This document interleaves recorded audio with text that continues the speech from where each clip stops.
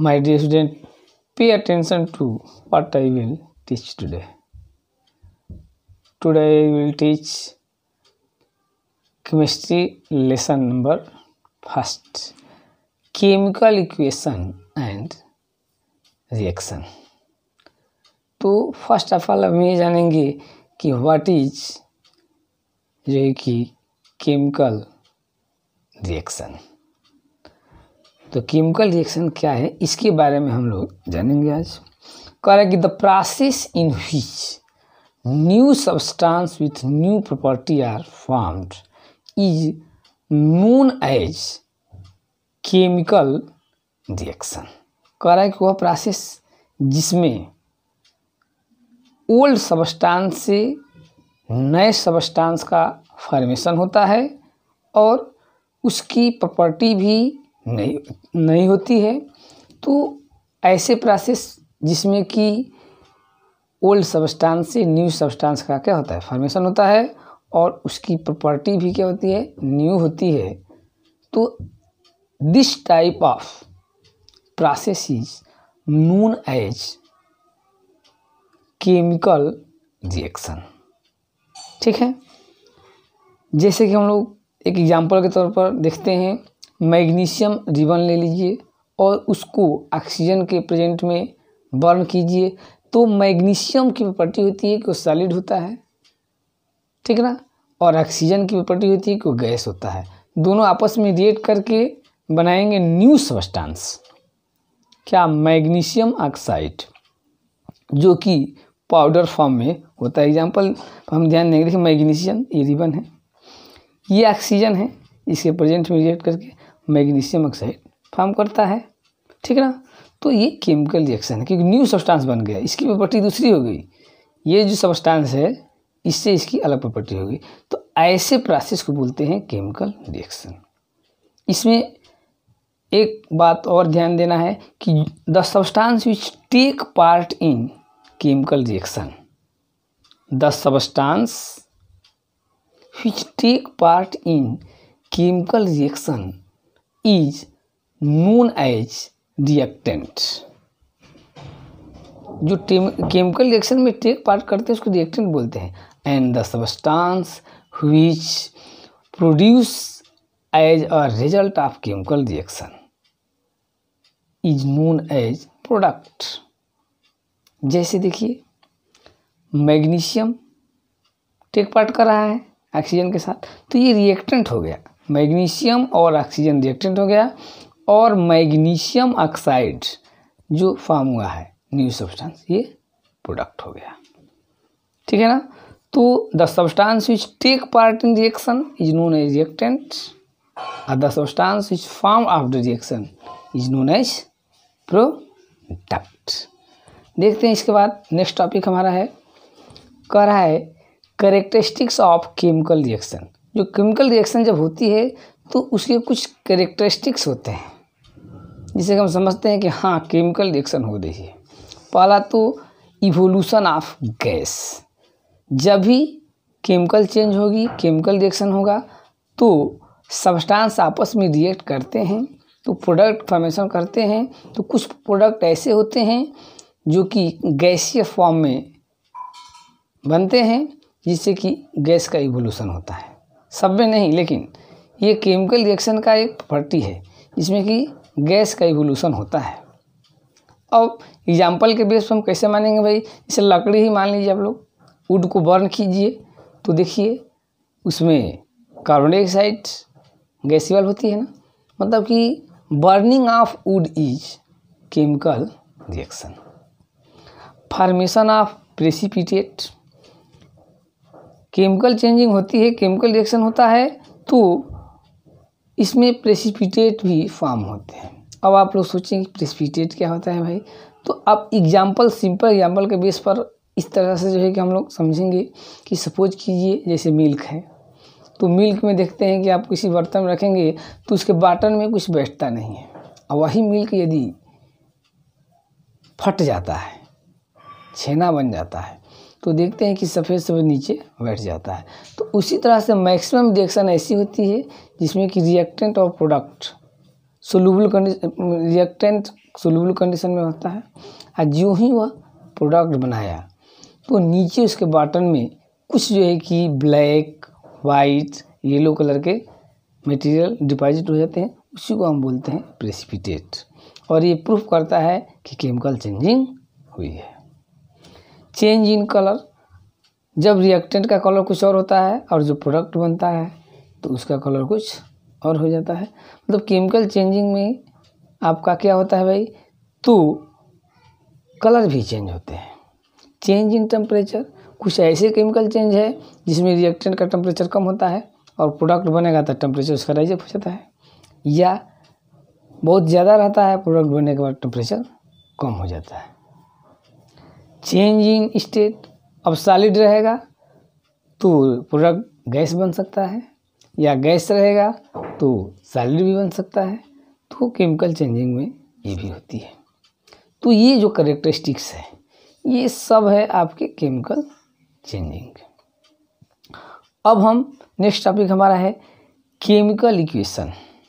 कोई भी chemical process होती है, ठीक है ना, उस प्रोसेस को हम शार्ट पैटर्न में जो सब्सटेंस टेक पार्ट कर रहा है उसके सिंबल या फार्मूले के द्वारा उस टोटल केमिकल प्रोसेस को हम रिप्रेजेंट कर देते हैं शॉर्टकट मेथड से। तो जो शॉर्टकट मेथड यूज करते हैं पूरे प्रोसेस को हम एक्सप्लेन करने के लिए, शॉर्टकट मेथड से रिप्रेजेंट करने के लिए, जो पार्टिसिपेट करता है रिएक्टेंट जिसे हम बोलते हैं उसका जो है कि फार्मूला लिख देंगे, उसके बाद एरो लगा देते हैं और उसके बाद प्रोडक्ट का फार्मूला देते हैं। तो ये जो रिप्रेजेंटेशन इसको बोलते हैं केमिकल इक्वेशन। कैसे डिफाइन करते हैं भाई, कि the method of representing a chemical reaction with the help of symbol and formula of substance is known as chemical equation. किसे बोलेंगे, the method of representing a chemical reaction with the help of symbol and formula, symbol और formula के द्वारा of substance is known as chemical equation. किसी भी reaction को हम उसमें जो पार्टिसिपेट कर रहा है रिएक्टेंट उसका सिंबल या फार्मूला, फिर एरो लगा करके प्रोडक्ट का सिंबल या फार्मूला यूज करते हैं। तो ऐसे रिप्रेजेंटेशन क्या बोलते हैं, केमिकल इक्वेशन। फॉर एग्जांपल देखिए, reaction of zinc and sulphuric acid. Sulphuric acid zinc से रिएक्ट करता है और जिंक सल्फेट फॉर्म करता है और हाइड्रोजन गैस रिलीज होती है। इस पूरे प्रोसेस को हम देखिए यहाँ पर इक्वेशन के द्वारा हम रिप्रेजेंट कर दिए। मतलब कि जिंक का फार्मूला Zn लिख दिए, सल्फ्यूरिक एसिड का फार्मूला H2SO4 लिख दिया है ना, रिप्रेजेंट कर दिया गया फार्मूले के द्वारा, एरो लगा दिए, और जिंक सल्फेट को भी हम फार्मूला लिख दिए, और वाटर ये तो वाटर नहीं होता है, यहाँ हाइड्रोजन रिलीज होगा, ये रॉन्ग है। तो हाइड्रोजन रिलीज होगा तो ये हो गया आपका जिंक सल्फेट का सल्फ्यूरिक एसिड से जो रिएक्शन है उसको हम केमिकल इक्वेशन से क्या कर दिए, शो कर दिए, ठीक है ना। तो इसी को बोलते हैं केमिकल इक्वेशन। अब इसी ऑर्डर में हम लोग देखते हैं। नेक्स्ट टॉपिक हमारा है टाइप ऑफ केमिकल रिएक्शन। जो केमिकल रिएक्शन है कितने टाइप होता है जो कि हमको स्टडी करने हैं। तो मेनली हम लोग 10 के कोर्स में ये 5 टाइप की केमिकल रिएक्शन है। First, combination reaction, decomposition reaction, displacement reaction, double displacement reaction, oxidation reaction. Clear है। फर्स्ट क्या है भाई, combination, decomposition, displacement, double displacement, oxidation. अब आइए कॉम्बिनेशन रिएक्शन क्या होता है। देखिए कॉम्बिनेशन में सी वर्ड से ही क्लियर हो जा रहा है कि ऐसा रिएक्शन जिसमें 2 और मोर कंपाउंड आपस में कंबाइन हो जाते हैं। कंबाइन होने के बाद एक सिंगल न्यू कंपाउंड का फॉर्मेशन करते हैं। That reaction is known as combination reaction. हमको अपने मान लीजिए बुक के या राइट डाउन करना है तो क्या लिखेंगे कि the reaction in which 2 or more substance combine to form a single substance, new substance are called combination reaction। Means वह प्रोसेस जिसमें कि 2 or more रिएक्टेंट आपस में क्या होंगे, कंबाइंड हो जाएंगे। कंबाइंड होने के बाद एक सिंगल न्यू सब्सटेंस का फॉर्मेशन करते हैं तो उसको हम बोलते हैं केमिकल एक कॉम्बिनेशन रिएक्शन। जैसे देखिए हाइड्रोजन गैस और ऑक्सीजन गैस कंबाइंड हो गया, एक न्यू सब्सटेंस बना वाटर। ये गैसीय फॉर्म में है, यहाँ पर प्रोडक्ट बन गया लिक्विड। जस्ट लाइक देखिए यहाँ पर कार्बन सॉलिड है, ऑक्सीजन गैस है, ये दोनों कंबाइंड हो गए, 2 हैं और एक new substance carbon dioxide gas बन गया। यहाँ पर देखिए हाइड्रोक्लोरिक हाइड्रोजन H2 गैस और क्लोरीन गैस 2 है, कंबाइन हो गए हाइड्रोक्लोरिक। ये आयरन और ये सल्फर आपस में रिएक्ट करके आयरन सल्फाइड फॉर्म हो गया। ये कैल्शियम ऑक्साइड और ये वाटर रिएक्ट करके कैल्शियम हाइड्रोक्साइड फॉर्मेशन हो गया। मतलब क्या हुआ, 2 रिएक्टेंट और कंबाइन होने के बाद एक न्यू सब्सटेंस का फॉर्मेशन करते हैं। तो ऐसे रिएक्शन को बोलते हैं कॉम्बिनेशन रिएक्शन। ठीक है ना। अब इसी ऑर्डर में हमारा सेकेंड है डीकम्पोजिशन रिएक्शन। ध्यान देते हैं भाई, तो ये कॉम्बिनेशन का उल्टा होता है। इसमें होता है कि those reaction in which one single compound breakup into 2 or more simpler compounds. इसमें क्या होता है, एक कोई सब्सटेंस या रिएक्टेंट मोर देन 2 प्रोडक्ट में डिकम्पोज हो जाता है, तो ऐसी रिएक्शन को बोलते हैं decomposition. Those reaction in which a compound splits up into 2 or more simpler substance are known as decomposition reaction। एक सिंगल रिएक्टेंट 2 or more जो है कि सिंपलर प्रोडक्ट में क्या होता है, डिकम्पोज हो जाता है। जैसे देखिए सिंपल है, कैल्शियम कार्बोनेट है, हीट करेंगे कैल्शियम ऑक्साइड और कार्बन डाइऑक्साइड में ब्रेक हो जाएगा। पोटेशियम क्लोराइड है, हीट कर देंगे, पोटेशियम क्लोरेट है, ये पोटेशियम क्लोराइड और ऑक्सीजन में ब्रेकअप हो गया। फेरस सल्फेट है, इसको हीट कर दिए, फेरिक ऑक्साइड सल्फर डाइऑक्साइड 3 में डिकम्पोज हो गया। जस्ट लाइक है लेड नाइट्रेट है, इसको भी हीट करेंगे, लेड ऑक्साइड नाइट्रोजन डाइऑक्साइड और ऑक्सीजन ब्रेकअप हो जाएगा। जस्ट लाइक है वाटर है, डिकम्पोज कर दिए तो हाइड्रोजन और ऑक्सीजन डिकम्पोज हो गया। सोडियम क्लोराइड है, इसको भी डिकम्पोज कर देंगे तो सोडियम और क्लोरीन में। एल्युमिनियम ऑक्साइड है, इसको भी डिकम्पोज कर दिए तो एल्युमिनियम और ऑक्सीजन में। ठीक ना। तो डिकम्पोजिशन रिएक्शन में क्या होता है, 1 single compound breakup into more than 2 compound. ठीक है, एग्जाम्पल आप लोग कितने दिखा दिया गया। अब देखते हैं हम लोग नेक्स्ट, ये आपका 3rd नंबर रिएक्शन है, वो है डिस्प्लेसमेंट रिएक्शन। क्या होता है भाई, तो इस रिएक्शन में एक एलिमेंट या सब्सटेंस दूसरे एलिमेंट को डिस्प्लेस करके हटा करके और स्वयं उसके प्लेस पर ऐड हो जाता है। एक एलिमेंट दूसरे एलिमेंट को डिस्प्लेस करता है और अपने उस प्लेस पर जाकर के अटैच हो जाता है। That reaction is known as displacement reaction। Those reaction in which one element takes the place of another element।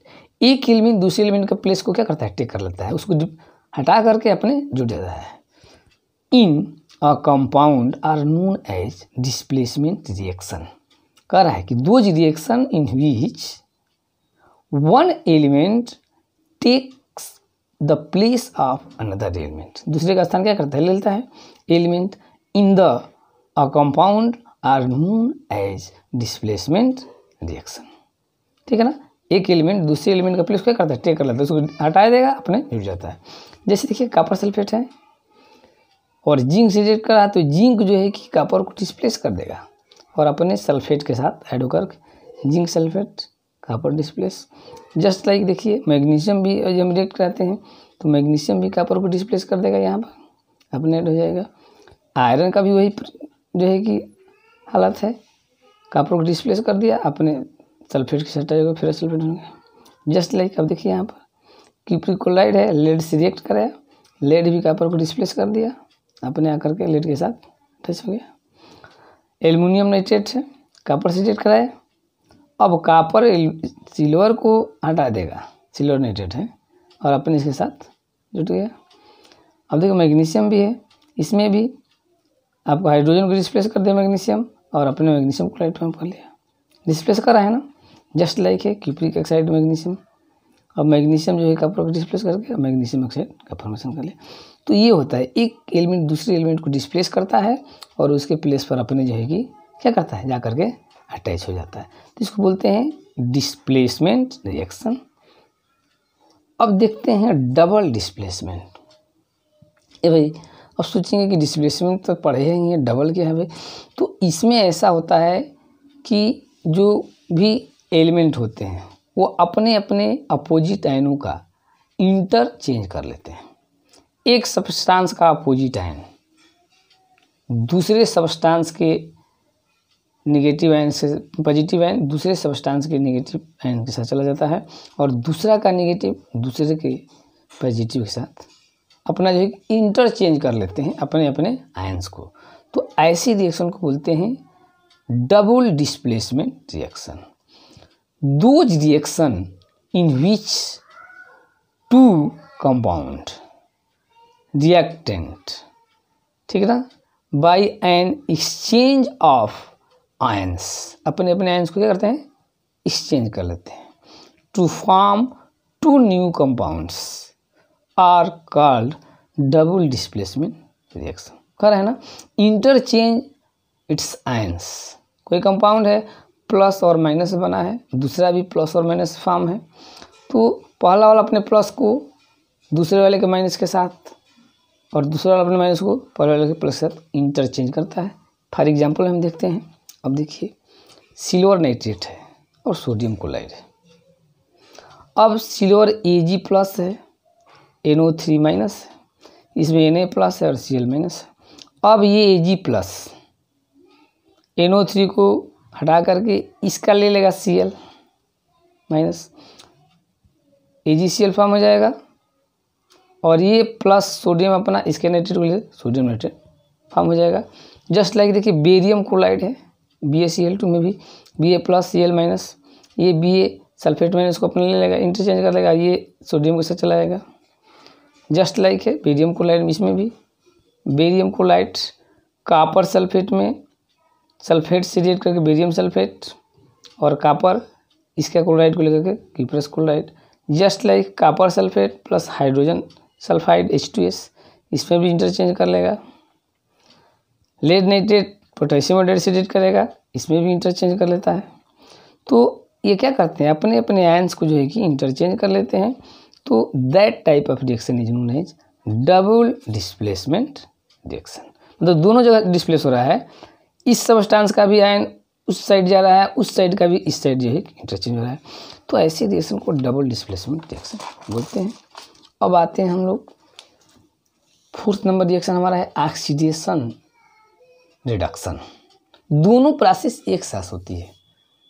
किसी भी रिएक्शन में ऑक्सीडेशन होगा किसी सब्सटेंस का तो दूसरा सब्सटेंस का रिडक्शन होगा, और both reaction is known as redox reaction. ये कभी भी रिएक्शन अकेले नहीं होती है। किसी रिएक्शन में एक सब्सटेंस ऑक्सीडाइज होता है तो दूसरा रिड्यूस होता है, ठीक ना। तो उसी को बोलते हैं ऑक्सीडेशन रिडक्शन रिएक्शन और रिडॉक्स रिएक्शन। केवल ऑक्सीडेशन को डिफाइन करना है तो देखते हैं, the addition of oxygen to a substance is called oxidation. किसी भी सब्सटेंस के साथ ऑक्सीजन का ऐड होना ऑक्सीडेशन कहलाता है। और the removal of hydrogen from a substance is also called oxidation. मतलब कि ऑक्सीजन का ऐड हो जाना और हाइड्रोजन का रिमूव हो जाना, दोनों प्रोसेस को हम ऑक्सीडेशन बोल सकते हैं। किसको? ऑक्सीजन ऐड होगा और हाइड्रोजन रिमूव होगा, ठीक है ना। रिडक्शन में भी इसी तरह होता है, उसका अगेंस्ट में उल्टा होता है। The addition of hydrogen to the substance is called reduction and the removal of oxygen from the substance is called reduction. उसका उल्टा, इसमें हाइड्रोजन का ऐड होना और ऑक्सीजन का रिमूव होना रिडक्शन कहलाएगा। उसका उल्टा उसमें होता है। जैसे देखिए ये रिएक्शन है, क्यूप्रिक ऑक्साइड हाइड्रोजन से रिएक्ट किया तो क्यूप्रिक एक प्लस वाटर बना। अब इसमें से क्यूप्रिक ऑक्साइड में से रिमूव हो रहा है ऑक्सीजन, तो ऑक्सीजन का रिमूव होना क्या कहलाता है? जैसे हम पढ़े हैं the removal of oxygen is called reduction. तो यहाँ से ऑक्सीजन रिमूव हो रहा है ना, रिमूवल ऑफ ऑक्सीजन, तो ये रिडक्शन हो गया। क्यूप्रिक ऑक्साइड रिड्यूस हो गया किसमें? कॉपर में। और ऑक्सीडेशन में क्या है भाई? तो एडिशन ऑफ ऑक्सीजन, तो यहाँ पर हाइड्रोजन में यह ऑक्सीजन जो है कि ऐड हो गया तो वाटर बन गया, तो ये हो गया आपका ऑक्सीडेशन। तो दोनों प्रोसेस एक ही साथ हो रही है ना। यहाँ से ऑक्सीजन रिमूव हो रहा है तो ये रिडक्शन हो गया, और यहाँ इसके साथ जुड़ गया तो ऑक्सीडेशन हो गया, ठीक है। इसी ऑर्डर में हम देखते हैं next, oxidising agent and reducing agent क्या है? तो ऑक्सीडाइजिंग एजेंट होता है कि the substance which gives oxygen for oxidation is called oxidising agent. वह सब्सटेंस जो कि ऑक्सीडेशन प्रोसेस के लिए ऑक्सीजन को प्रोवाइड करता है, मीन्स खुद रिड्यूस होता है, उसको ऑक्सीडाइजिंग एजेंट कहते हैं। किसको? ध्यान दीजिए, कह रहा है कि the substance which gives oxygen for oxidation is called an oxidising. तो जब ऑक्सीजन दे रहा है ऑक्सीडेशन के लिए, मतलब उसका रिडक्शन हो रहा है। या the substance which remove hydrogen is called an oxidising agent. तो हाइड्रोजन रिमूव करेगा तभी जो है रिडक्शन होगा, तो उसको हम ऑक्सीडाइजिंग एजेंट बोलेंगे, ठीक है ना। रिड्यूसिंग एजेंट का उसी तरह से होता है, the substance which gives hydrogen, ये हाइड्रोजन देता है रिडक्शन के लिए, तो उसको बोलते हैं reducing agent. And the substance which removes oxygen is called, oxygen को रिमूव करता है उसको बोलते हैं रिडक्शन, रिड्यूसिंग एजेंट बोलते हैं, ठीक है ना। तो ये आप लोगों का हो गया 10 साल। फिर मिलते हैं अगले नेक्स्ट वीडियो में इक्वेशन बैलेंस करने और कुछ एवरीडे लाइफ में ऑक्सीडेशन रिडक्शन का जो हमारे होती है प्रोसेस, उसको स्टडी करेंगे। That's all.